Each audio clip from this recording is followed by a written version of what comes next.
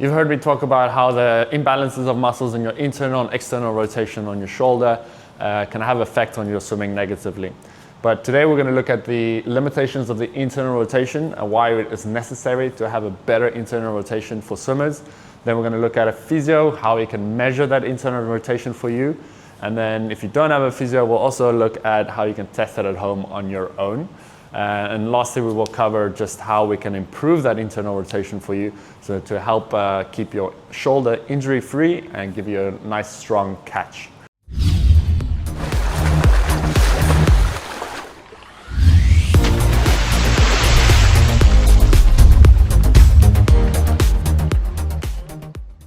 So first off, let's look at how the shoulder joint works. Got my friend here. You thought that was me for a second, didn't you? Internal rotation of the humerus on the shoulder joint is basically if you have your arm up at 90 degrees. Oh, this guy's very tight. 90 degrees, and you're pulling almost like you're pulling underwater in your stroke. That humerus internal rotation on the shoulder is very important. If you have bad internal rotation, then your shoulder joint is going to compromise, or it's going to compensate by movement somewhere else. And that can often cause that impingement on the front of the shoulder. So as you're pulling forward, if you have good internal rotation, there'll be enough space for your shoulder and your humerus to move smoothly in that joint, which is very important. Okay, so thank you for that. So first, we're gonna go see a physio to measure our internal rotation on our shoulders. Let's go. All right, and here we are at where I work, Joint Dynamics, with Eddie, who is a physio here. And he's gonna measure my internal rotation on my shoulder. Let's go. So we're just gonna bring the arm out into abduction.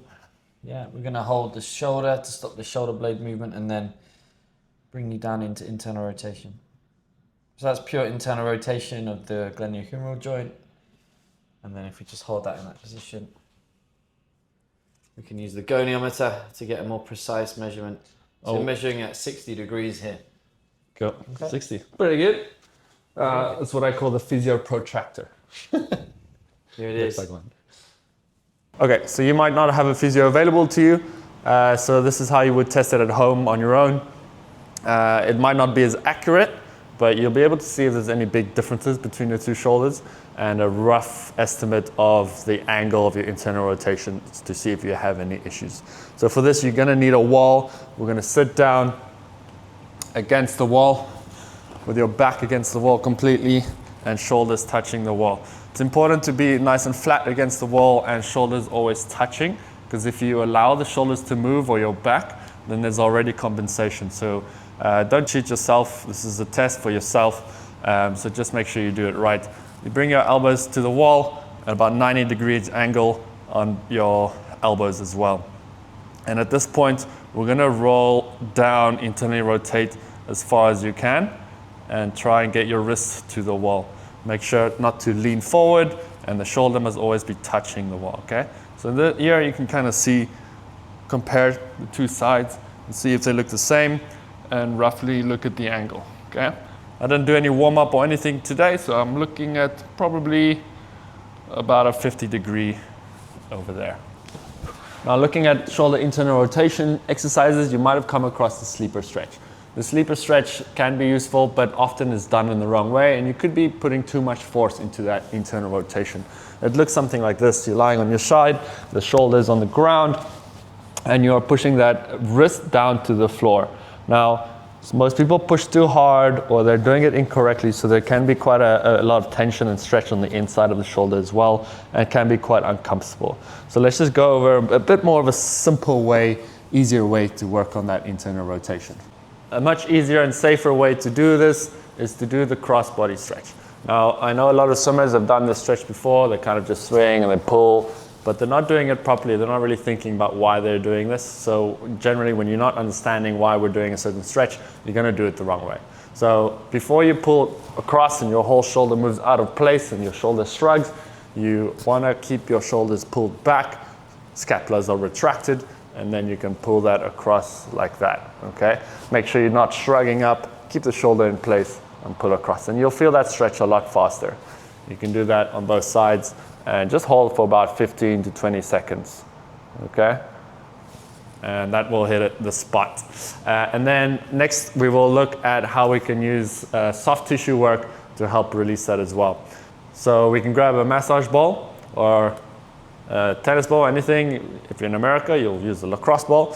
And you're just gonna find a wall and put the ball against the wall and put it at the back of your shoulder. So we're not hitting the lats, so it's just at the posterior side of your shoulder. And you're just gonna find that spot that kind of feels quite tight. And then you can move your shoulder through positions. You can go into that cross stretch as well, feel the spots, and then really get in there. And just do a couple of rounds of that and work on different angles. Make sure you're not going into that lat area and could be feel a little bit uncomfortable, okay?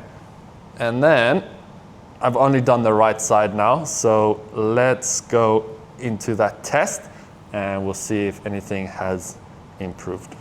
All right, we're back against the wall. Let's go up and we're gonna rotate in, and yeah. I don't know if you can see it with that angle, but my right side has definitely gone, I would say, an extra 10 degrees compared to the left side. Success. Okay, guys, keep working on that internal rotation. Do the soft tissue work, do the stretches before you do your gym work or your swim. It will help increase that internal rotation and help your stroke feel much nicer and smoother. If you guys need any exercises for your external rotation muscles to strengthen that and help stabilize the stroke and the shoulder joint, I will put a link to that video in the description and at the end of this video. And please support the channel by liking this video and subscribe to the channel. I'll see you guys in the next one.